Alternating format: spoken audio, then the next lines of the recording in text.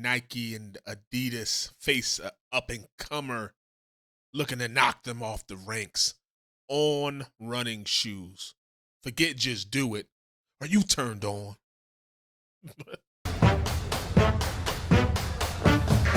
Here in Zurich, a Swiss sneaker company is taking on Nike. We couldn't be happier for where we are as a brand after 15 years, and it all started quite simple actually. The brand On sells premium-priced athletic wear and is quickly gaining ground on legacy competitors. The way the shoe looks is like nothing else on the shelf. I think that the problem with Nike is On Hold It. I'm not kidding. This is the first true challenger to Nike. Since going public in 2021, the company's net sales have grown in 11. Let's see, 2002 to 2025, they went from 280 million to 720 million quarterly net sales. They pushing it. Out of the past 13 quarters, and On's stock price has soared ahead of its competitors. In its most recent earnings report, the company posted net sales of over $865 million for the quarter. This company is growing like a weed. We all know about the running shoes, which everybody's gaga for, and they're just expanding the brand. At the same time, On's biggest competitor, Nike, has faced stalling growth. As of March 2025, Nike posted a sales decline in 2 of its last 4 quarters. Adidas has also faced challenges in recent years. All Nike got to do is reevaluate their prices and somehow go back down, like back to basics. Nike's about just doing it wherever. Everybody's not in an arena. They're not in a stadium. Some people are just in their driveway getting ready to compete in their backyards. The gridiron warriors on Sundays. And then have the back to basics stuff where it's like good, wholesome shoes, running shoes, track shoes, whatever, with what you got, all the technology, but bare minimum. Maybe they ain't got no name on it, whatever. They start putting these names on it. Oh, this guy, this is already up. What happened to the Marburys and the Shacks and things like that? Remember Marbury had like 3 different kinds for like $15, $30. I think they were less than $15. I think they were like $15. I'm going to say 30, but I think they were like $15. But $30 a shoe, you can get 3 pairs of shoes for $90. Come out with the different Starberries, all look different. Come on. And has ended its controversial partnership with Kanye West. But On is also under pressure as tariffs proposed by the White House threaten to raise prices. In 2024, the U.S. accounted for almost 60% of On's revenue. Around 90% of On's products are manufactured in Vietnam, which President Trump has said could face a 46% import duty. Nike is also undergoing a turnaround under its new CEO, Elliott Hill. The company is aiming to win back market share it lost during the past few years. Nike's biggest threat is if Nike spends 1% of their sales on marketing and On spends 1% of their sales on marketing. That's the difference of billions of dollars. So you're going toe-to-toe with someone that has a much bigger megaphone. And Nike, like they're like competing with the Pradas and Gucci's and high-end good. Like, oh yeah, look, I got this Gucci. It's $500. Oh yeah, I got this Nike Tech track suit. It was $250 plus the shoes. I'm up to $800. Like they're trying to compete with that, not for the athletes trying to be Jordans, trying to be Kobe's. Like they're supposed to be a basketball shoe for like teens and younger adults out there getting fit at their prime, or even some older people too. But their clientele is like in the best shape of their life. Go get it, go after it, and y'all charging that high price. Like I can go get 3 pair On shoes or your shoes. Like which one am I gonna get? Like, at the end of the day, they all supposed to do the same thing. They all for walking. They black, white. Oh, this one got a design. This one cool. Nike be coming out with all these type of different, this technology, jumping and parallel universe technology and mega trade, allow you to jump and whatever this technology is all stupid. It's all just scrunched up pieces of plastic. Make a good shoe. So how did On go from a startup to becoming one of the biggest global challengers in sportswear? And can the company maintain its rapid growth despite pressure from tariffs and competitors? Same way Netflix beat Blockbuster. CNBC visited On's headquarters in Zurich to get a behind-the-scenes look at the company and how its new spray-on technology can make a pair of sneakers in just minutes. It allows us to produce an upper material in a completely automated way. Mark Maurer is one of On's co-CEOs. We have one single material that is approximately 1 mile long, which is being sprayed around the last. One shoe is made in just 3 minutes, a fraction of the time it takes to create a traditional running sneaker. A traditional product is usually touched by approximately 200 hands, and it's going through various steps, and it consists of many different individual parts, which is very different. The technique is still in its early stages, only producing a limited number of shoes in one style. The model doesn't have any laces, and it sells for $330. What we want to be able to do is to bring it from a couple. That's still a lot, but I guess if it's like eco-friendly and they're small, that's still a lot. That's still a lot of money. But look, Nike charging their shit so high that seems reasonable. Of 1,000 pairs to millions of pairs. But analysts say what has propelled the brand is the unique design of its main running shoe line, which feature large, hollow pads in the sole that provide extra cushioning. My absolute ride or dies are the On Cloud Monsters. They're my favorite shoes of all time, and I only got them a few months ago. So this might be the new daily trainer. When you look back into 2010, all the running shoes looked more or less the same. So basically, you could almost not compare what an Essex is or a Brooks is or a Saucony is. Yeah. We thought about how can we stand out.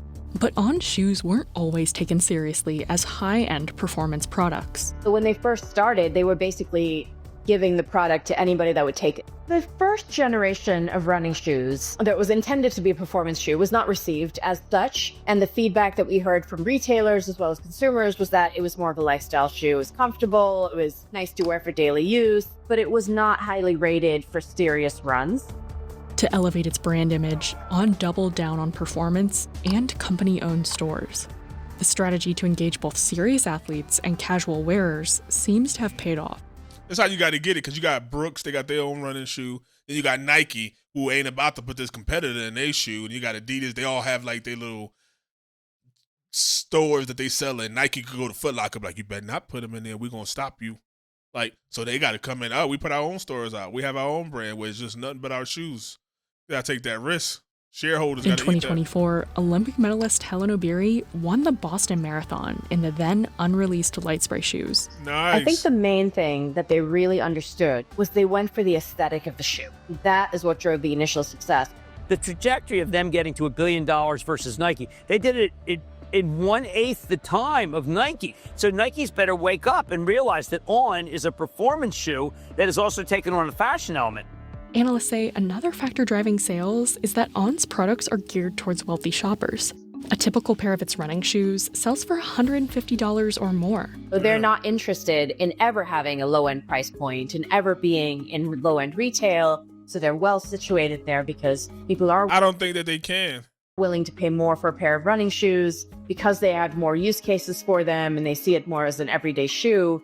The company has also been able to attract new customers through partnerships. Nah, that's because people think like, oh, I'm investing in this running shoe because I want to run. And then most people won't even actually run.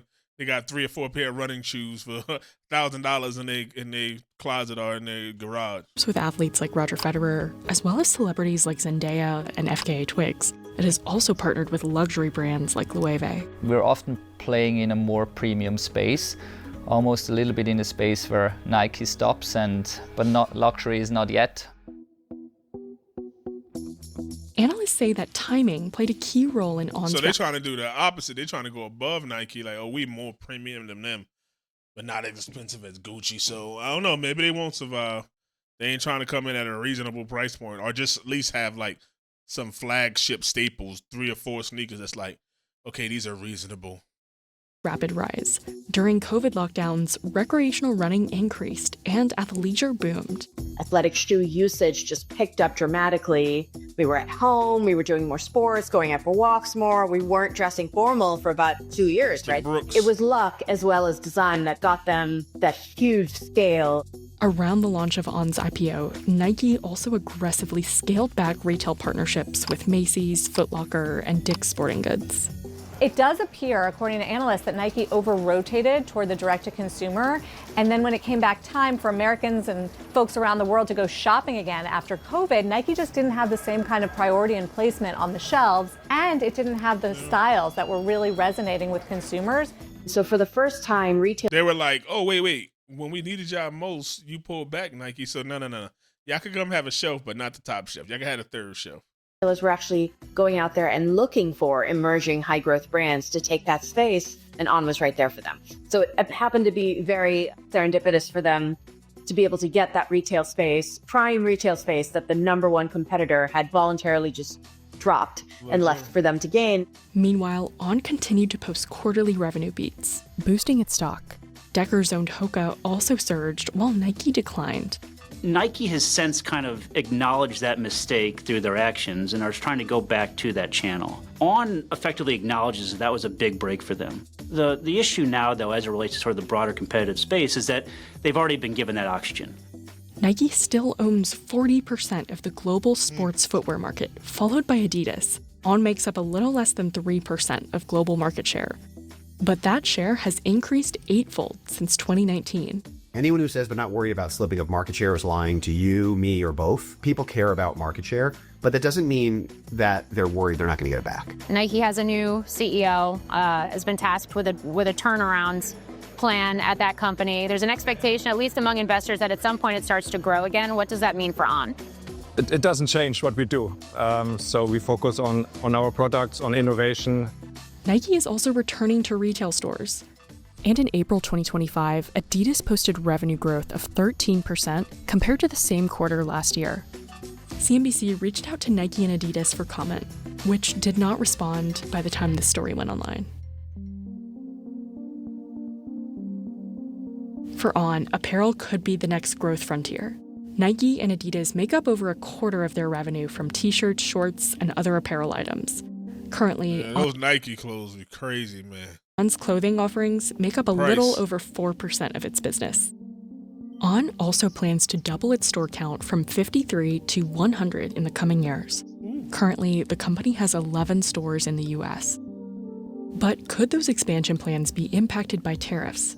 On designs its products here in Switzerland. But like other major brands, including Nike, most of its products are manufactured in Vietnam and Indonesia, where labor is considerably cheaper than in Europe or the US. In April, President Trump announced tariffs on both countries. I will sign a historic executive order instituting reciprocal tariffs on countries throughout the world. Both of these have been suspended, and it's unclear if they will remain in place. Any additional cost could be a significant headwind for the sportswear industry. Sportswear giant Adidas now saying the tariffs would result in price hikes for all of its U.S. products. People thought if we go to Vietnam, we're safe. And it was just dead wrong. One of Trump's goals is to move production domestically, but experts say that is get them back here, get jobs back. It's going to be a fight. It's a fight. You see, China came around and folded. I think those other lower countries, not lower, but lesser as like the amount of business we do, they're going to come around too. Highly unlikely, especially for sneakers, a high-cost, labor-intensive item. Then there's the question just what does labor cost? And invariably labor in the U.S. is, I imagine, in most places going to cost more than it is. Start making it, a road to citizenship. Yeah, you be in something labeled as like a blue-collar job or like a less than whatever gray-collar job, like in the middle. You making ends meet, but not too much. You working a gray collar job, and you can get over here. 10 years working that, boom. Now you add points to your visa or to your citizenship. Like, hey, we know regular Americans don't want to work that. They too lazy. So now we're going, do it this way. Find somebody. So that coming to America going to stop the price thing because like, all right, now we got people in there. They want to be here, citizens. In a lot of other places. Andrew, we are not going to make sneakers in the U.S. You can't move your supply chains overnight. We just don't really have the ability. We don't have the labor force. We don't have the capability. Companies, maybe they can't, but companies are always just saying, we can't do that. And then as soon as something happens, COVID come. Or we can't work from home. We can't do that. Our job needs to be done. And then boom, COVID come. Oh, we working from home. We're hybrid. Yeah, we're going to come in once a month. We really didn't need to. Y'all can take your stuff home. Don't worry about it. We don't have the materials to start up this industry at scale in the United States. On has not shared whether it plans to move production due to tariffs, but says the cost may be passed on to the consumer. And if that happens in the end, I think we will try to bring the best possible offering to our consumers. On is a premium brand. Or tell your investors that, hey, look, instead of making fucking $100 on every shoe, we're going to make 35 and we're going to bring a good product. And that's how we're going to win long term and be stable, not just get everything and then boom, the company's dead in 20 years. But hey, 10 people have made a couple billion, so we're good. has pricing power in the market, and so most likely what you will see in the industry is that tariffs will just be passed on to the consumers over time. Analysts say On may be well positioned to withstand the impact of tariffs. And the brand. These companies don't realize you don't have to do that. Like, they speaking like they have to do that, but they don't. They can still survive, but Success hinges on maintaining its edge. They're already thinking about becoming a 10 billion franc brand, and what's beyond that? This is, I think, still kind of early innings for the brand at this point. what y'all think about it? Yeah, I think they can compete. I don't like that price point. They prices like they like happy about it. Like, yeah, we're even more exclusive than Nike. Like, because we're making this new technology. We basically 3D printing the shoes and spraying some chemicals on them that harden, but yeah, we're more of a great process and we're cheaper. I guess that just made me think the shoe is not really that strongly made, and at the bottom going to come off of it. But they look nice, but they could have a cheaper price point, an entry point. Everybody want to be fucking Gucci and Prada, and not just like, yeah, we're good for the environment, good for the people. Come buy us, and our product works. They can't do that, right? And just make a decent thing. Let me know what y'all think, though, Cave Dwellers. Y'all see yourself wearing a pair of these? Let me know in the comments. Like, share, subscribe, all that.